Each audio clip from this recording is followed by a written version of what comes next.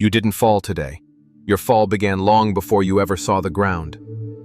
It started in the echo of applause, in the silence of your prayers, in the subtle shift of your heart from hunger for God to hunger for recognition. No one noticed. Not at first. You still looked apart.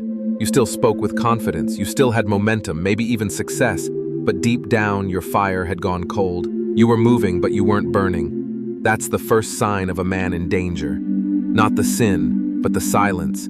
The silence where there used to be conviction. The numbness where there used to be awe. Because before a man falls in public, he collapses in private.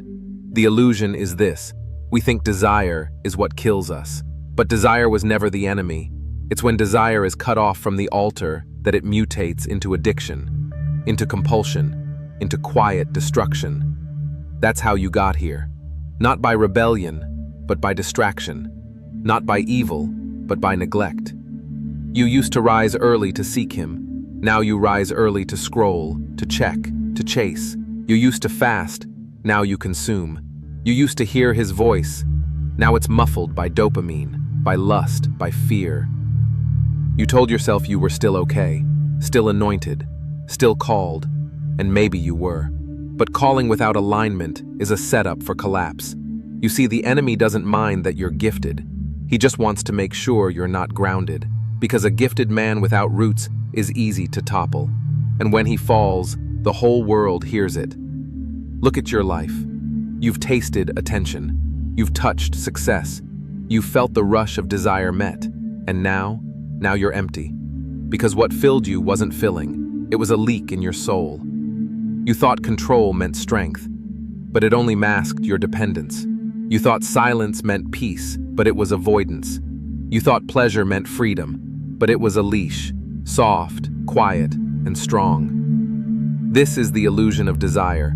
It promises satisfaction, but delivers hunger. It promises freedom, but delivers slavery.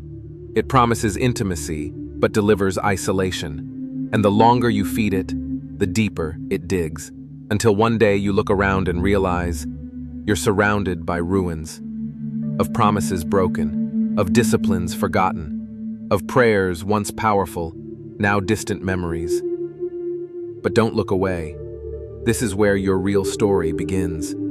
Failure isn't your enemy, it's your exposure. It's the mirror that won't lie. It's the voice that won't flatter. It's the altar God uses when all other altars have been ignored. You thought you were too far gone, but God specializes in men who've fallen hard. Men like David, who let his power corrupt his gaze. Men like Peter, who swore loyalty and collapsed in fear. Men like you, who feel the shame, who taste the dirt, but who still have a pulse. Listen to me. You're not dead. You're just dislocated. And the pain you feel, it's not punishment, it's invitation. Invitation to come back, to return to the altar, to build again, not with pride, but with tears. Not with pretense, but with prayer. This is the first step, to name your fall, to look at the ruins and say, yes, that was me. I did this, but I won't die here, because a man who owns his fall becomes dangerous. Dangerous to the enemy, dangerous to hell, dangerous to every lie that once held him. You've tried control. It failed. You've tried denial. It broke.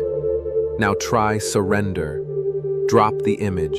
Drop the justification. Drop the illusion. Stand in the ashes and speak. This is not the end. This is my foundation. Let your failure become a fire that forges you. Let your pain become a pulpit where truth is preached. Let your ruin become a road back to God. You were never called to be perfect. You were called to burn. And today, even in your weakness, especially in your weakness, the flame can be reignited. You thought it would get easier. You thought that once you confessed, once you turned, once you said, I'm done with the cycle, things would get lighter, brighter, simpler. But the desert doesn't offer shortcuts. It offers silence. You're in it now. The place between your fall and your resurrection. The space where your prayers feel like echoes, where your strength feels hollow, where God, who once felt near, now feels like a whisper behind a locked door. This is the dark night of the soul, and no one escapes it. Not Moses, who wandered for 40 years with a promise and no map. Not Elijah, who called fire from heaven but collapsed under a tree begging to die. Not Jesus, who sweat blood in Gethsemane and cried out, "Why have you forsaken me?" So what makes you think your path would be different? You are not abandoned. You are being refined. In the silence, the noise inside you gets louder. The voices rise. You're not enough. You're faking. God is done with you. You'll never change. And every part of your flesh wants to go back. Back to the numbness, back to the dopamine, back to the screens and the secrets. Because even if it was a prison, it was predictable. But don't move. Stay. Stay in the fire. Because this silence is not empty, it's sacred. God is not speaking less. He is speaking deeper. And if you learn to listen here, in the hollow, you'll never be deceived again by shallow applause. You'll stop measuring his presence by your emotions. You'll stop chasing the high of the worship set or the right sermon. You'll start recognizing him in the stillness, in the tear that won't fall, in the breath that somehow still comes. Because in the dark night of the soul, you discover something terrifying and beautiful. That even when God says nothing, you stop bargaining, you stop performing, you stop trying to earn what was always grace, and instead, you just breathe. Here I am, Lord. I have nothing, but I'm still here. That's when the transformation begins. Not in the light, in the dark. Not in strength, in surrender. Because the man who survives the silence becomes the man who can carry the sound, the voice of truth, the voice of conviction, the voice of authority. And when you finally hear his whisper again, it won't be like before. It won't be emotional hype. It won't be comfort without cost. It will be holy, heavy, weighty. It will say, "Now build." Build not a stage, but an altar. Build not for them, but for me. Build not from ambition, but from ashes, because you've tasted the bottom. You've seen what the world can't offer. You've lived in the silence, and you've learned how to wait. You've stopped needing to be seen. Now you just need to be sent. And that, my brother, is the beginning of authority. The dark night of the soul is not your exile. It's your sanctification. It's your preparation. It's God stripping away every false layer, every hollow goal, every fleshly comfort, until only the essential remains. Him, in you, not around you, in you. And when that happens, you no longer lead from energy, you lead from essence. You no longer speak to impress, you speak to ignite. You no longer fight to win, you fight to obey. So if you're in the dark, rejoice, because God is not done with you. He's just deeper than you expected. And he's not trying to entertain you, he's trying to entrust you. Something is different now. You've stopped crying out for comfort.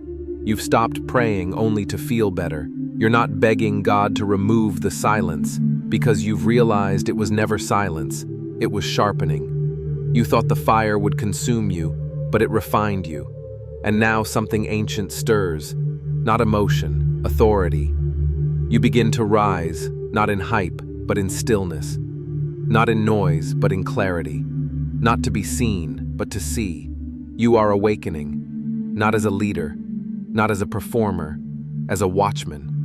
A man of the wall, a man who watches, a man who waits, a man who knows the sound of the enemy's footsteps before he strikes. You start to feel it, the weight of time, no longer wasted on endless scrolling, no longer fed to distractions. You feel every hour, every minute, every thought. You start asking, does this build or break? Does this sharpen or dull? Does this carry oil or empty me out? You no longer chase feelings. You cultivate fire. You no longer pursue inspiration. You live in discipline. Because now you understand. Discipline is not a cage, it's a forge. The place where God turns impulse into precision. You read not just to know, but to arm yourself. You pray not just for answers, but for alignment. The watchman is not reactive. He is ready. He's the one who trains when others sleep, who fasts when others feast, who remembers when others forget. You realize your eyes aren't just to see, they are to scan. Your ears aren't just to hear, they are to discern. Your words aren't just to express, they are to declare. And suddenly, you're not living for applause, you're living for alignment. There is power in this posture, because the man who watches becomes the man God trusts, not with platforms, but with people, not with crowds, but with covenant. You become a place of peace for the scattered, a place of fire for the lukewarm, a place of silence for the overwhelmed, not because you're loud, but because you're rooted in fasted mornings, in buried pride, in hidden obedience. Your fire no longer flickers, it burns constant, because it's not fed by hype, but by habit. You begin to say no to what others celebrate. You begin to walk away from what others worship. You stop negotiating with sin. You stop excusing delay. You stop compromising on clarity, because you've seen what compromise costs, and you won't pay that price again. You know now, every time you delay obedience, you feed destruction. Every time you entertain distraction, you dull your edge. Every time you return to the familiar, you forfeit the sacred. So you rise. You rise not to fight for attention, but to guard the flame. You become the kind of man who can say no without explanation. The kind of man who doesn't need validation, because he's full of vision. The kind of man who doesn't chase temptation because he's grounded in truth. The watchman doesn't react to the storm. He prepares before it comes. The watchman doesn't shout for affirmation. He speaks because heaven spoke. And when people encounter you now, they feel something shift, not because you preached, not because you posted, but because you carry weight. You are not impressive. You are immovable. You are not entertaining. You are enduring. You are not viral. You are vital. Because your discipline has become fire. And your fire is holy. You've made it through the silence. You've walked through the ashes. You've trained in the dark, where no one clapped, where no one saw. And now, you return. But not as the man you were. You don't return for applause. You return for assignment. Not as a survivor, but as a guardian. A man who builds not with charisma, but with covenant. A man who no longer begs for deliverance, because he's been entrusted with dominion. This is what the guardian knows. The vow matters more than the victory, because the vow outlives. I will not return to the prison that called itself freedom. I will not bow to the appetite that almost cost me everything. I will not forget the fire that rebuilt me. This vow is not emotional, it's carved. Into your time, into your routines, into your thoughts. You guard your altar now like a soldier guards his king. Your phone no longer owns you, it obeys you. Your eyes no longer wander, they scan the horizon. Your hands no longer grasp, they build. Your mouth no longer flatters, it declares. You're not angry, you're alert. You're not cold, you're consecrated. You're not loud, you're lethal. Because the guardian is not just about discipline, it's about direction. You've picked your path, you've counted the cost, and you've made peace with being misunderstood. Because those who fear mediocrity will always hate the man who burns with clarity. Let them call you intense. Let them say you've changed. You have. You changed in the furnace. You changed in the desert. You changed in the silence, where God laid your idols on the altar and burned them to ash. Now, You walk with fire in your chest. Not the fire of ego, but of holiness. Not the fire of rage, but of reverence. You understand now. Leadership is not spotlight. It's sacrifice. It's not being followed. It's being faithful. The guardian does not need permission to stand.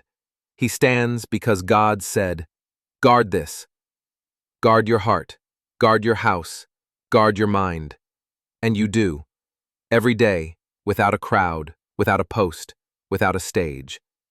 You are consistent in a culture of chaos, and that's why you're dangerous.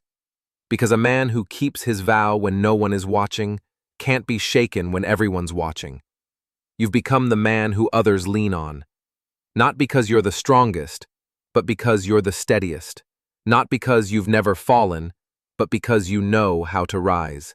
And now, you're building something that hell cannot stop. Legacy. Not in the form of titles, but of transformation. You will be remembered, not for your noise, but for your discipline. For the sons you raised in the spirit. For the women who felt safe in your presence. For the brothers you lifted from addiction. For the altars you rebuilt in secret. This is your crown, not gold but glory. Glory earned in the silence. Glory sealed in the vow. Glory carried in the everyday, quiet, holy decision to keep burning. And one day, when others fall, when others return to comfort, when others give up their ground, you'll still be standing. Why? Because you never lived for the moment. You lived for the mission. You are the guardian. You do not bend. You do not beg. You do not burn out. I will not give my eyes to darkness, nor my soul to hunger. I am not a slave to screens. I am not a son of shame. I am a guardian of fire. I am the man God rebuilt in silence, and I will not fall again, because this time I'm standing on a vow.